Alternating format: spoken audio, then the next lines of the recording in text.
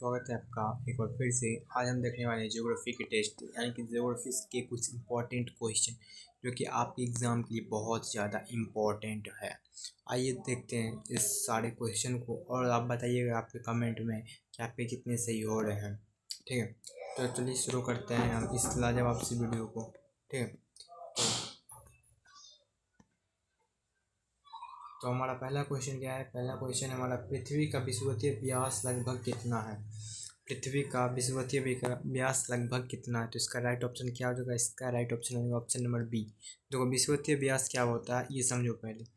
देखो, इस तरह से हमारी पृथ्वी है। रुको मैं हाँ, इस तरह से कुछ हमारी पृथ्वी है मान लेते हैं। ठीक है, तो पृथ्वी के दो बराबर भागों में बांटने वाली रेखा को हम कहते हैं विषुवत रेखा। इस तरह से जिसका मान होता है 0 डिग्री। ऊपर वाले को उत्तरी गोलार्ध, नीचे वाले को दक्षिणी गोलार्ध कहा जाता है।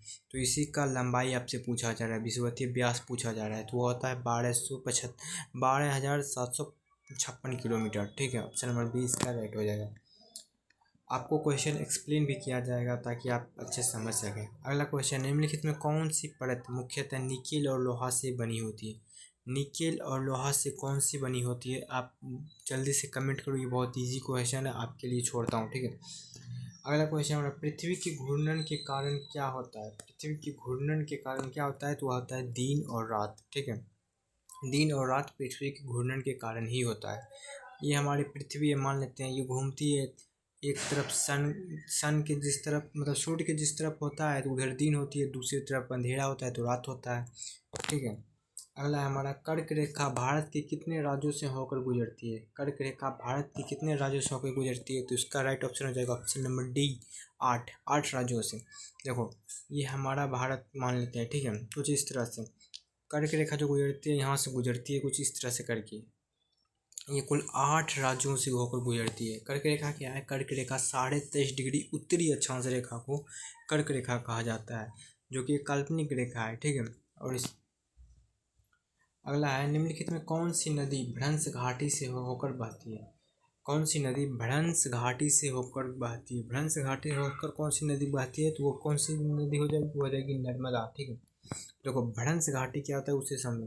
भ्रंश घाटी होता है कि मान लीजिए ये एक सतह है। ठीक है, और इस सतह के दोनों किनारा नीचे, दोनों किनारा ऊपर उठ गया हो। ठीक है, और नीचे वाला किनारा नीचे धंस गया और बीच वाला किनारा, तो एक गड्ढा बन जाएगा। ठीक है, वो उसी को भ्रंश कहते हैं, और उसी से नर्मदा नदी या कोई भी नदी गति करती है तो उसे हम क्या कहते हैं? भ्रंश घाटी से प्रवाहित नदी। ठीक है, अगला क्वेश्चन है, विश्व का सबसे बड़ा मरुस्थल कौन सा है? सबसे बड़ा मरुस्थल कौन सा है? तो यहाँ पर आपका राइट ऑप्शन क्या हो जाएगा? वह हो जाएगा सहारा। पर ये समझो आपकी मरुस्थल क्या होता है? मरुस्थल क्या होता है इसको समझो।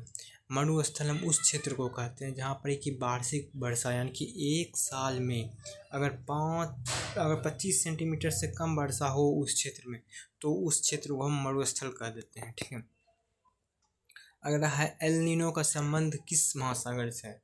तो एल नीनो का संबंध है प्रशांत महासागर से। ठीक है, अगला है, भारत में सर्वाधिक वर्षा किस स्थान पर होती है?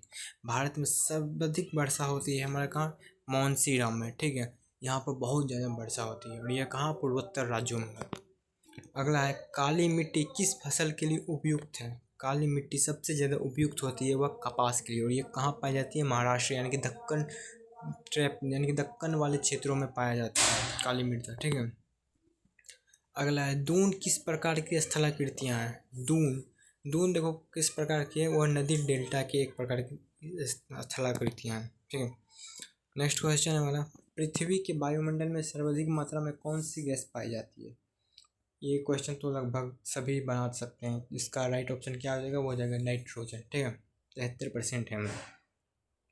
अगला है, सूर्य से पृथ्वी की औसत दूरी क्या कहलाती है? सूर्य से औसत दूरी क्या कहलाती है पृथ्वी की? तो इसका राइट ऑप्शन क्या हो जाएगा? इसका राइट ऑप्शन हो जाएगा ए, खगोलीय इकाई कहलाती है। नेक्स्ट है, लोस मिट्टी का निर्माण किससे होता है?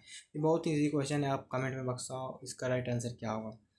अगला है, निम्नलिखित में कौन सा एक गर्म महासागरीय जलधारा है? गर्म महासागरीय जलधारा कौन सी है? वो हो जाएगी लेब्राडोर। ठीक है, ऑप्शन नंबर ए। अगला क्वेश्चन है, भारत का सबसे बड़ा नदी डेल्टा कौन सा है? सबसे बड़ा नदी डेल्टा कौन सा है? वो हो जाएगा सुंदरबन डेल्टा। ठीक है, Sundarban delta option number c इसका राइट ऑप्शन हो जाएगा। नेक्स्ट क्वेश्चन है, नेक्स्ट क्वेश्चन देखते हैं कि रोडिंग फर्टिज किससे संबंधित है? इसका राइट ऑप्शन क्या हो जाएगा आप कमेंट में बताओ। बहुत ईजी क्वेश्चन है, हर एग्जाम में पूछा जाता है, इसीलिए आपसे पर छोड़ रहा हूँ। अगला क्वेश्चन है, विश्व की सबसे लंबी पर्वतमाला कौन सी है? तो इसका राइट ऑप्शन हो जाएगा हिमालय पर्वतमाला सबसे लंबी पर्वतमाला है। अगला है, भारत में लाल मिट्टी का रंग किस कारण से होता है? तो इसका राइट ऑप्शन हो जाएगा लोह कारण से। ठीक है। अगला है, ओजोन परत वायुमंडल के किस परत में स्थित है? ओजोन परत वायुमंडल के समताप मंडल में स्थित होता है। ठीक है। अगला है, ज्वार भाटा मुख्यतः किसके कारण उत्पन्न होता है? तो ये सूर्य और चंद्रमा के गुरुत्वाकर्षण के कारण। आई होप आपको ये वीडियो पसंद आया होगा, तो आप कमेंट में बताना कितना आपका सही हुआ है। ठीक है, और जो आपको बताने के लिए कमेंट में बोले हैं उसको बारे में ज़रूर लिखना। मिलते हैं अगली वीडियो में, तब तक के लिए जय हिंद।